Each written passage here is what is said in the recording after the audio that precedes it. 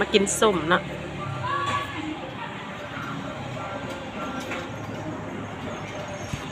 เห็นเนาะกินส้มหมากสลิงติ่งหมากสลิงติ่ง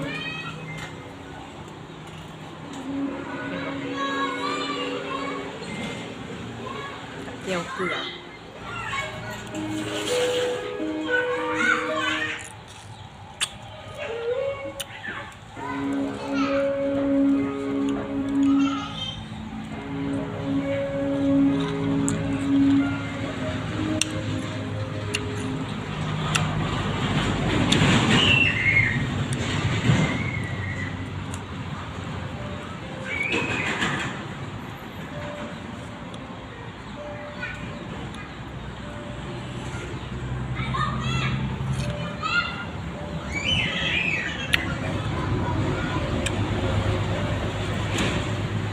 แซ่บ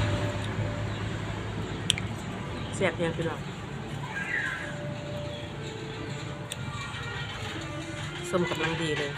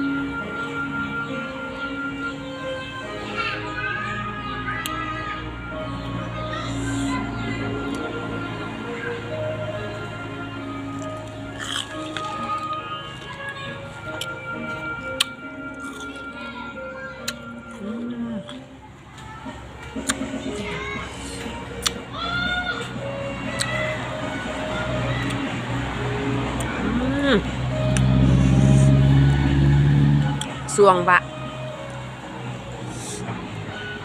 ขำใหญ่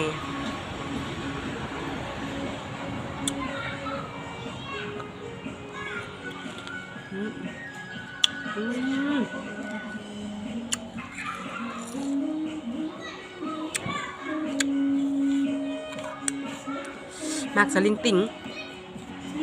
ส้มสลิงติ่งเนาะกับเจียวเกลือคันเฮ็ดเจียวปลาแดกในแห้งคักเลย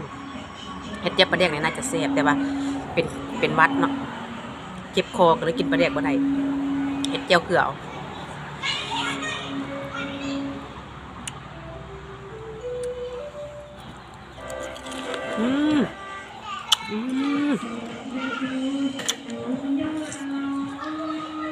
เห็นเดือนเห็นตะวันน่ะ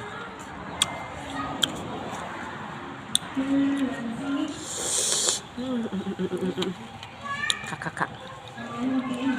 เป็นไผ่เมาข้างเนาะมีมักสลิงติ่งในใส่โธ่คักแท้ๆสวงวะเลยแหละ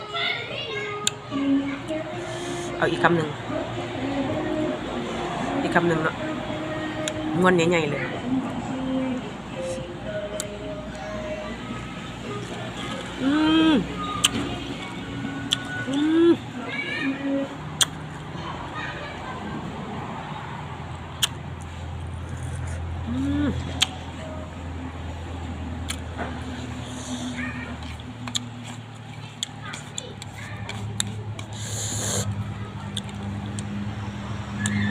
เห็นป่อเห็นเมะเลยพี่น้องเลย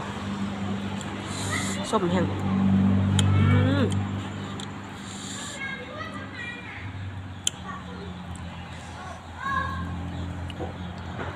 แต่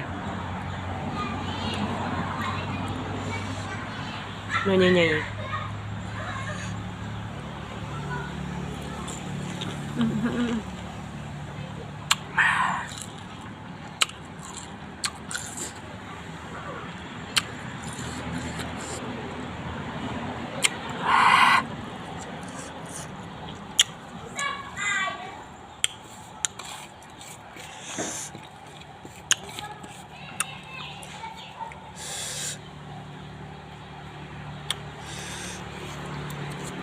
แซ่บครับพี่น้อง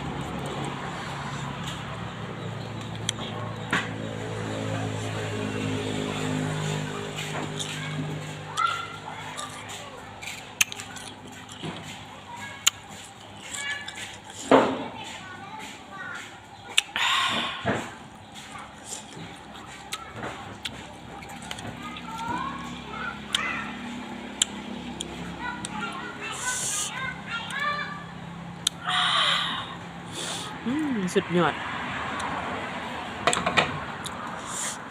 สบายดีพบพ่อกันคลิปใหม่เนาะคลิปนี้กินส้มมากสลิงติ่งหมดเพียงเท่านี้เนาะจบข่าวยังเหลือคลิปใหม่ฝากติดตามแม่ค้าเด้อเมื่อหน้าสิมากินให้เบิ่งอีกเนาะแต่ว่าสิกินยัง